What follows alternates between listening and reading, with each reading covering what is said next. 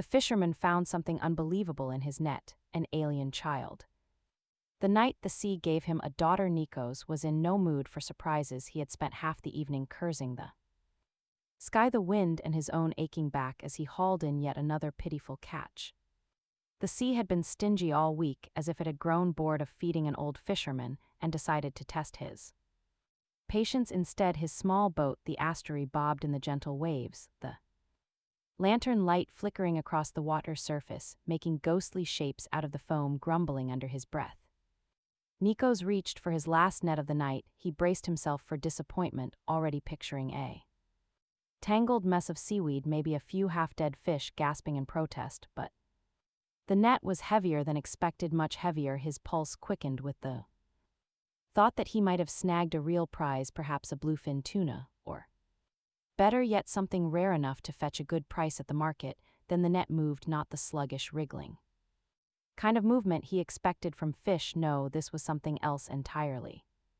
Something with weight and shape, and unless he was imagining things, the distinct outline of arms. For a long moment Nikos just stared, his hands frozen on the ropes. He muttered to himself, this is it, I've finally gone senile. But the net was still shifting, the thing inside struggling weakly as he dragged it onto the deck. His first rational thought was that he had somehow scooped up a drowning woman, but the second, much louder thought was that drowning women did not have ears like that, long, tapered, almost delicate, like the leaves of an olive tree. The girl inside the net coughed, sputtering seawater. Her hair clung to her face in dark, tangled waves, and her skin, pale with a strange luminescence under the lantern light, shivered in the night air. She blinked up at him, eyes too large, too luminous, reflecting the golden glow like a pair of polished seashells. Nikos took a step back. Well, he said, that's new. The girl stirred again, untangling herself from the net with awkward, jerky movements. Up close, she looked human enough. Aside from the ears and the slight, almost imperceptible glow to her skin, she wore a soaked, unfamiliar garment that clung to her frame like a second skin, stitched with odd silvery threads that shimmered when she moved. Then she spoke, not in Greek, not in English, not in any language Nikos had ever heard. The sound vibrated through the air in a way that made his bones feel oddly loose, as if the syllables carried some strange electric frequency. He winced, rubbing his temple. Right, he muttered, so either you're an alien or I've had way too much ouzo tonight. The girl sat up, still shivering. Her glowing eyes darted around the boat, taking everything in with the wide-eyed curiosity of someone who had never seen a fishing vessel before. Then, in a voice that sounded almost rehearsed, she tried again. Hello. Nikos blinked. Hello. She frowned in deep concentration. Fish. He glanced at the pile of fish beside her, flopping uselessly. Yes, that's fish. Her frown deepened, as if the word didn't quite satisfy whatever thought she was trying to express. Then, after an awkward pause, she added, boat. Nikos let out a slow breath, rubbing his face. Well, you're off to a great start. The girl alien studied him closely, her gaze uncomfortably sharp. Then she did something unexpected. She reached out, poked his arm, and gave a thoughtful nod. Old. Nikos choked. Excuse me. She tilted her head, expression unreadable. Old man, fish, boat. He threw up his hands. Wonderful. I've been abducted by an alien toddler. A breeze rolled over the water, and the girl shivered again. Nikos sighed. Whatever she was, she looked cold, and he was not heartless enough to leave her dripping on the deck all night, muttering under his breath about how absurd this was. He shrugged off his coat and draped it over her shoulders. She flinched at first, then pulled the fabric closer, seemingly fascinated by the texture. That's called warmth, he said dryly. You're welcome. She blinked up at him. Warmth. Then, after a beat, she pressed a hand against his chest, right over his heart. Warm. Nikos froze. It wasn't just the word itself, it was the way she said it. With a kind of soft reverence, as if warmth itself was some new and profound discovery, he cleared his throat suddenly. Uncomfortable, all right enough of that, he pulled away, stepping toward the oars. I don't know where you came from, but I'm not about to leave you out here. We're going back to shore. Try not to zap me. With any space magic on the way, the girl tilted her head. Zap. He made a vague hand gesture. Zap, like he mimicked getting electrocuted. The girl considered this, then in the most solemn voice imaginable she said, no zap. Nico sighed. Glad we cleared that up. The journey back to shore was slow, partly because he had to keep an eye on his unexpected passenger, and partly because she seemed utterly fascinated by everything: the water, the stars, even the wooden oars she reached out to touch them, all her fingers tracing the grain of the wood as if it held some deep cosmic secret. By the time they reached land, the girl had started nodding off, exhaustion finally overtaking whatever adrenaline had been keeping her alert. Nikos carried her grumbling the whole time up the beach, toward his small, weathered home he had spent most of his life alone, and now in the span of one bizarre night, he had apparently adopted a glowing, long-eared girl from the sea. As he laid her down on the old couch, covering her with a warm blanket, she murmured something in that strain, vibrating language of hers. Yeah, Nikos muttered, good night to you too. Spacefish. The girl's lips twitched into the faintest hint of a smile, then finally she slept. Nico sat down with a heavy sigh, rubbing his temples. I should have stuck to sardines by the time the sun crawled over the horizon, spilling gold across the sea. Nikos had already decided two things. First, he was too old for this. Second, he was apparently keeping an alien girl in his house. Laura. He had learned her name sometime before dawn after a groggy conversation in which she had pointed to herself and declared it with great confidence, had spent most of the night in a deep, unmoving sleep on his couch. At first he had worried she was dead, but after a brief and mildly embarrassing moment where he nearly checked her pulse like a worried father, she had let out a snore that sounded suspiciously like a soft electric hum that had settled. That now, as Nikiko sipped his morning coffee on the porch, staring out at the sea, he wondered what exactly he was supposed to do next. There wasn't exactly a guidebook on what to do when you fish an alien out of the ocean. The logical thing, he supposed, would be to call someone: scientists, authorities, anyone who might know how to deal with this, but the thought made his gut twist unpleasantly. He didn't trust people with things they didn't understand. He had seen enough in his long years to know that anything, even slightly unusual, sent folks into a frenzy. They would lock her up, poke at her, demand answers she might not even have, and even if they didn't hurt her outright, there was the more insidious kind of harm, the kind that came from being treated like something other, something to be studied rather than spoken to. Nikos wasn't sure if he was a good man, but he wasn't about to let that happen to her. He took another sip of his coffee. The porch creaked as a new weight shifted onto it, and he turned his head slightly. Laura stood in the doorway, barefoot, wrapped in the oversized blanket he had given her the night before. Her long ears twitched slightly at the sound of the waves, her eyes still groggy with sleep. She sniffed it once, then pointed at his mug. Warm. Nikos raised a brow. That's coffee. She stared at it, considering. Warm, she repeated, then without waiting for permission sat down cross-legged on the porch beside him. He sighed. I see, we still need to work on personal boundaries. She either ignored that or didn't understand. Instead, she continued staring at his coffee with the intense focus of someone contemplating the secrets of the universe. He held out the mug. You want to try it? She nodded, eyes lighting up. He passed it over, watching as she sniffed at first, then took a sip. A long pause, then her whole face twisted in absolute horror. Bitter, she declared, voice full of betrayal. Nico snorted. Yeah, well, welcome to adulthood. Laura stuck out her tongue in exaggerated disgust, then handed the mug back like he had personally offended her with its existence. He chuckled and took another sip while she studied him with a tilted head. You not bitter? She said thoughtfully. He raised an eyebrow. What's that supposed to mean? She shrugged, her long ears twitching again. Drink bitter, not bitter for someone with limited language. She had a way of making her point. Nico sighed, rubbing his forehead.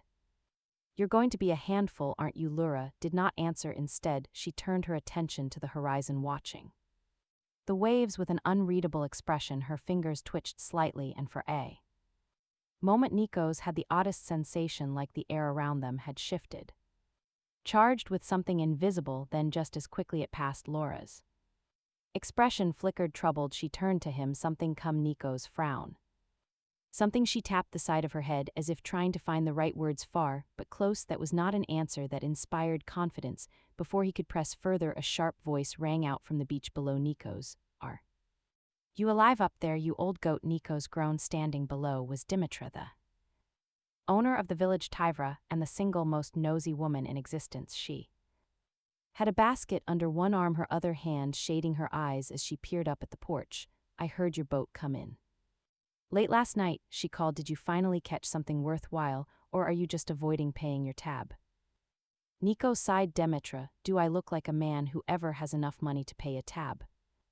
She snorted. So that's a no then. Figures then. After a brief pause, her eyes flickered past him to Laura. Nico stiffened. Laura, to her credit, didn't seem particularly alarmed. She simply blinked down at Demetra, then, as if remembering the rules of conversation, waved awkwardly. Demetra's brows shot up, and who's this? Nico scrambled for an answer. My niece, he said before he could stop himself. Demetra squinted. Your niece? Yes, the one you've never mentioned once. In the 40 years I've known you. Yep. Demetra folded her arms. And she's visiting? Laura, apparently deciding to participate, nodded helpfully. Visit? Nico's clenched his jaw. See, she's very convincing. Demetra eyed them both, clearly unconvinced, but then sighed. Well, she's skinny. I brought food. She eats. Yes. Laura's ears perked at the mention of food. Eat, she agreed eagerly. Demetra chuckled, shaking her head. All right, I'll leave it here, but if she's staying she'll need proper clothes. I'll send Maria over later with some things. Before Nikos could argue, she was already walking off, waving over her shoulder. Try not to let the girls starve. Nikos as soon as she was out of sight. Nikos turned to Laura. You just had to help, didn't you? Laura shrugged. Eat, he sighed, rubbing his face. You know what? Fine, if we're doing this, we need some ground rules. 1. Don't zap anyone. 2. Don't tell anyone you're from space. And 3. He paused. Laura tilted her head. 3. He stared at her long ears, her glowing eyes, the faint hum that still lingered in the air around her. 3. He said finally, try to act normal. Laura considered this very seriously, then she smiled. Normal? Nikos had a very bad feeling about this. The first thing Nikos realized that morning was that teaching an alien to act normal was going to be harder than expected. The second thing he realized immediately after stepping into his tiny kitchen was that she had somehow dismantled his toaster. Laura sat on the floor, surrounded by various metal parts, the toaster's empty shell resting in her lap like the discarded husk of some unfortunate sea creature. She poked at the heating coils with deep concentration, as if expecting them to reveal the secrets of the universe. Nikos, still groggy and unarmed except for his coffee, stared at the destruction. Then he sighed. Do I want to ask? Laura, utterly unconcerned with the distress she had caused, held up a strange-looking piece of wire. Electric fire. Nikos pinched the bridge of his nose. It's called a toaster. It makes bread warm. Or it did, she hummed thoughtfully. Fire, but small. Yes, small, that's the whole point. He rubbed his face. Where did you even learn how to take it apart? Laura tilted her head. Learn? Oh no, you mean? Nikos said slowly. You just knew. She nodded, then pointed at the pile of parts. Machine, I feel it. Nikos exhaled through his nose. It wasn't that he was unprepared for weirdness. He had pulled her out of the ocean after all, but something about this unsettled him. So let me get this straight, he said. You can just look at something and understand how it works. Laura's ears twitched. Not all some, and machines are one of those things. She nodded again. Yes, then after a thoughtful pause she added, but this very simple. Nikos, who had spent an embarrassingly long time once trying to fix the same toaster when it stopped working, felt personally insulted. He sighed, took a sip of coffee, and gestured at the pile of toaster parts. All right, put it back together. Laura blinked. It was back. Yes, back as in undo the mess you made before I have to eat cold bread for the rest of my life. She hesitated, then picked up one of the pieces. She turned it over in her hands, frowning. No.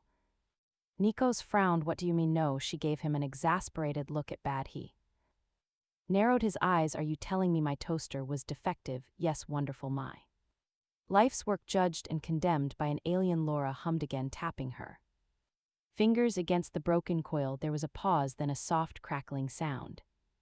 Like static before a storm, the pieces of the toaster twitched. Nikos took a cautious step back. What exactly are you? The toaster reassembled itself. Metal clicked into place with unnatural precision, wires sliding into position, as if guided by invisible hands. In a matter of seconds, the whole thing sat before him, looking if not exactly like his old toaster, at least toasters shaped. Dusted off her hands. Better. Nikos gawked. He bent down, inspecting the toaster suspiciously. It looked the same, except now instead of the usual lever There was a small, strange panel on the side that pulsed faintly with light. What is that? He asked. Lura beamed. Fix that is not a fix that is, he gestured wildly. That is an alien. Toaster now. Laura did not see the issue. Try, she said, nodding at the toaster. Nikos, against his better judgment, retrieved a slice of bread and hesitantly placed it inside. He stared at the glowing panel. How does it work? Laura considered this for a moment, then gave him what could only be described as finger guns. Zap. Oh, that's very reassuring. Still, curiosity won out over common sense. He hesitated, then tapped the glowing panel with one finger. Instantly, the toaster let out a soft hum. A faint flickering light passed over the bread like a scanning beam. Then, with a quiet ding, the bread popped up perfectly golden brown. Nikos picked it up cautiously. He turned it over in his ears twitching. She had been doing that more often, staring into the sky like she was listening to something far away. It made Nikos uneasy. What? He asked. Lura hesitated, then murmured, still far but closer. Nikos frowned. You keep saying that. What's closer? She didn't answer immediately. Instead, she wrapped her arms around herself, eyes dark with something he couldn't quite place, then softly, not good. Nikos' stomach twisted. Before he could press further, there was a shout from down the hill. Nikos, you in there? Nikos groaned. Not again. Dimitra was back, climbing up toward the house with a basket under one arm. Nikos barely had time to shoot Lura. You don't do anything weird look before the Tivra owner stepped onto the porch, eyeing them both suspiciously. I was in the village this morning, she said. Maria told me something interesting. Nico sighed. Does this something interesting involve me? Dimitra smirked. Oh, absolutely. She turned to Laura. Apparently a certain someone was at the market, asking a lot of questions about how Fisher caught. Nikos snapped his head toward Laura. You what? Laura blinked, looking remarkably unbothered. Learn. Nikos groaned, dragging a hand down his face. Dimitra, I can explain. Oh, I'm sure you can, Dimitra said, amused. Like how your niece, who's supposedly visiting, doesn't know what a net is. Laura, sensing she was in trouble, did the most unhelpful thing possible. She looked very pleased with herself. No. Dimitra raised an eyebrow. Oh. Laura nodded eagerly.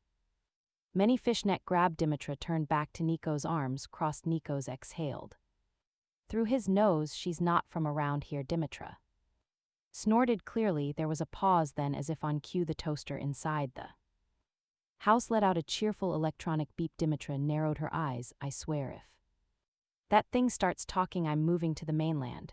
Nikos fought the urge to strangle Laura. Would you like some normal toast, Dimitra? He asked through gritted teeth. Dimitra gave him a look, but mercifully dropped the subject for now. As she left, Laura turned to Nikos, looking thoughtful. People see too much. Nikos sighed. Welcome to small town living, kid. She was quiet for a moment, then murmured hard. He glanced at her. Her ears were twitching again, her gaze far away. He exhaled, rubbing his neck. You said something's coming. Laura hesitated, then softly, yes. He didn't like the way she said it for the first time since pulling her out of the ocean. Nikos felt something deeper stir in his gut.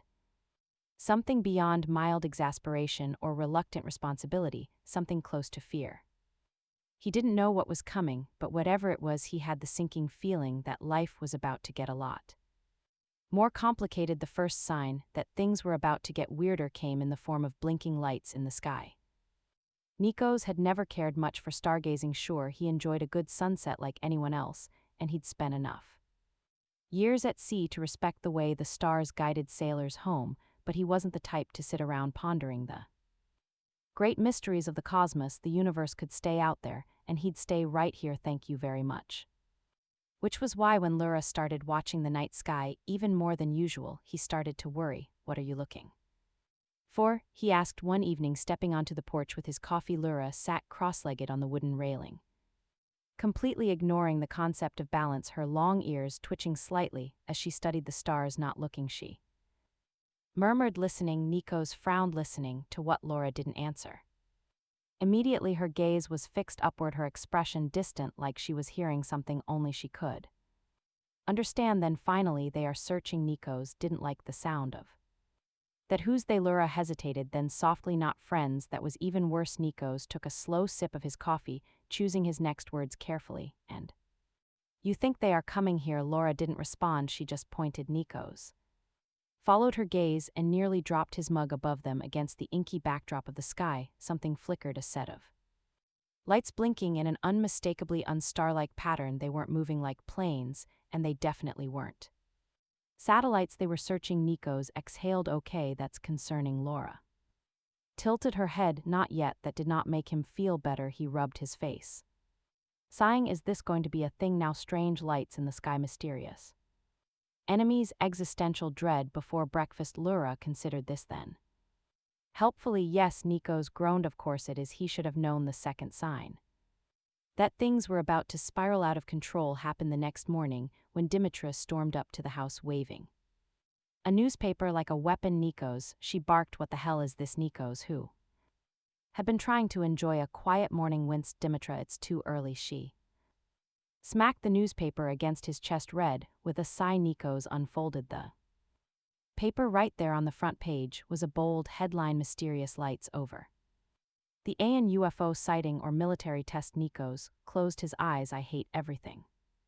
Dimitra crossed her arms. You wouldn't happen to know anything about this, would you? No. Nico's lied from the kitchen. Laura poked her head out. Yes. Nico shot her a look. Stop helping. Dimitra narrowed her eyes. Oh. Laura, oblivious to the concept of subtlety, pointed at the sky. Not plane.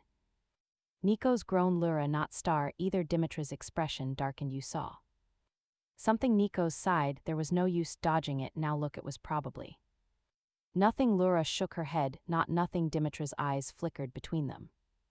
Nico's, she said slowly. If you're involved in something I'm not. Nico said quickly. I swear I'm just. He gestured vaguely at Laura. Dealing with things. Dimitra was silent for a moment, then she exhaled, rubbing her temples. You are unbelievable. Nico shrugged helplessly. Tell me something I don't know. Dimitra glared at him, then threw up her hands. Fine, just if this turns into some government conspiracy nonsense, I want no part of it. Nico's forced a smile. Wouldn't dream of it. Dimitra didn't look convinced. With one last suspicious glance at Laura, she turned and marched off. As soon as she was gone, Nico's let out a breath. Laura, still watching the sky, murmured, closer. Nico's ran a hand through his hair. This was getting worse, and somehow he had the sinking feeling it was only beginning by the time Nico's had accepted that his quiet life was officially over. Things had already spiraled even further out of control. It started with the goats. Early in the morning, before the sun had properly risen, he heard shouting from the road Nico's had spent enough years on this island to know that shouting before sunrise was never a good sign. With a sigh, he pulled on his boots and shuffled outside, fully prepared to deal with whatever fresh disaster the universe had cooked up. What he was not prepared for was a herd of goats floating 2 feet off the ground. He blinked, rubbed his eyes, looked again. Yep, still floating down the hill. Costas, the unfortunate shepherd responsible for this mess, was waving his arms in panic. Nico's, what is this? Nico's, for once in his life, had absolutely no idea what to say. The goats, meanwhile, seemed entirely unbothered. They chewed lazily on mouthfuls of grass, completely ignoring the fact that gravity had decided to take the morning off. Then very slowly Nico's turned his head toward the porch. Laura was standing there looking suspiciously guilty. Nico's exhaled. Laura, she twitched. Yes, he gestured at the airborne livestock. Why are the goats levitating? Laura hesitated, then very carefully practiced. Nico's groaned. No.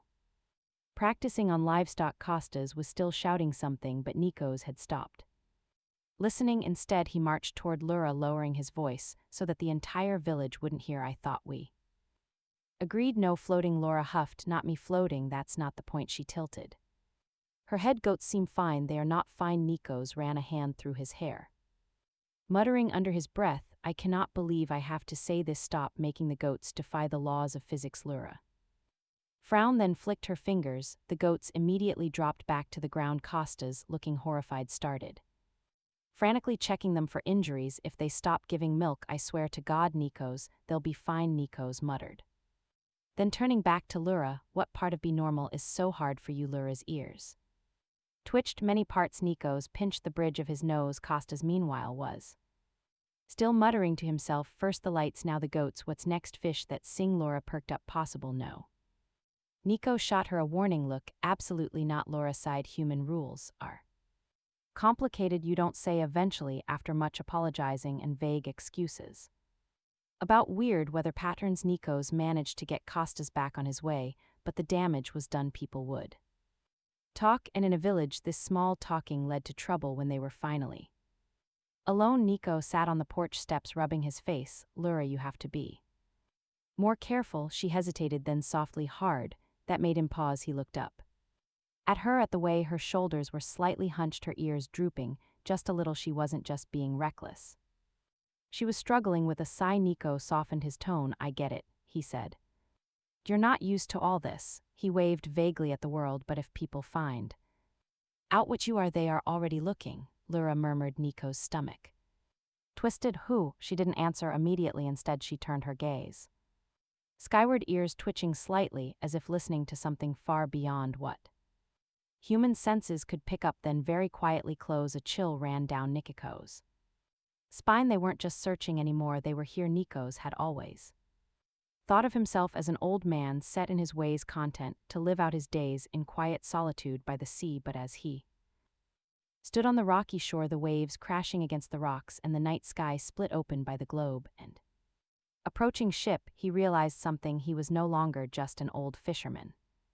He was a father, and no one was taking his daughter away. Laura stood beside him, staring at the sky with an unreadable expression. Her long ears twitched, catching sounds Nikos couldn't hear. The ship hovering above the water wasn't some distant threat anymore. It was here, undeniable and inescapable, casting an eerie silver glow across the shore. Nikos tightened his grip on the old harpoon slung over his shoulder. He wasn't sure what he planned to do with it. Harpoon an alien spaceship, throw it at their cosmic bureaucracy, but it made him feel better. They are waiting, Lura murmured, for what Nikos asked for. A muscle in Nikos's jaw twitched. Yeah, well, they can keep waiting. Lura glanced at him, her expression softening. You cannot fight a ship, Nikos. Watch me. She exhaled through her nose, something close to amusement flickering in her eyes. They do not want you. Well, I want you. Nico shot back, voice gruff. And that's that. Laura looked at him for a long moment, and something in her gaze shifted, something warm, something he hadn't seen before. Then the ship let out a low hum, vibrating through the air, and Nikos realized they weren't going to get much more time to argue. A beam of soft blue light extended from the ship, casting rippling patterns across the water. The air smelled different, charged like the seconds before a storm, and then stepping out of the light they appeared. They were tall, too tall. Their limbs were slightly too long, their eyes too reflective. They looked almost human, but not quite, like someone had tried to guess what a human should look like and gotten about 90% of the way there before giving up. One of them stepped forward, inclining its head toward Lura. When it spoke, the words were strangely flat, as if the language itself was being filtered through something not meant for human ears. You have been found. Lura's ears twitched. I was not lost. A pause. Then you must come. Lura did not move. Nikos exhaled sharply. Now hold on just a minute. The alien turned its attention to him. This matter is beyond you. Nikos raised his harpoon slightly.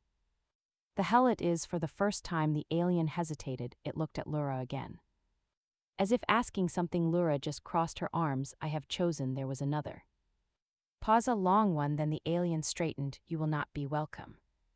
Again Lura's expression didn't change. Then I will not return. The alien regarded her for a moment longer, then turned and walked back toward the beam of light. The others followed, moving with a kind of eerie smoothness, like creatures that had never truly belonged to gravity. And just like that, without threats, without violence, without some grand battle, they left. The ship hummed once more, then lifted into the sky, growing smaller and smaller until it vanished into the endless black above. For a long while Nikos and Laura stood there, listening to the waves. Finally Nikos let out a breath. Well, that was anticlimactic. Laura tilted her head. Would you prefer explosions? Nikos considered this. A little explosion wouldn't have hurt. She huffed in amusement. They turned back toward the house, and as they walked Nikos finally asked, so what now? Lura looked at him.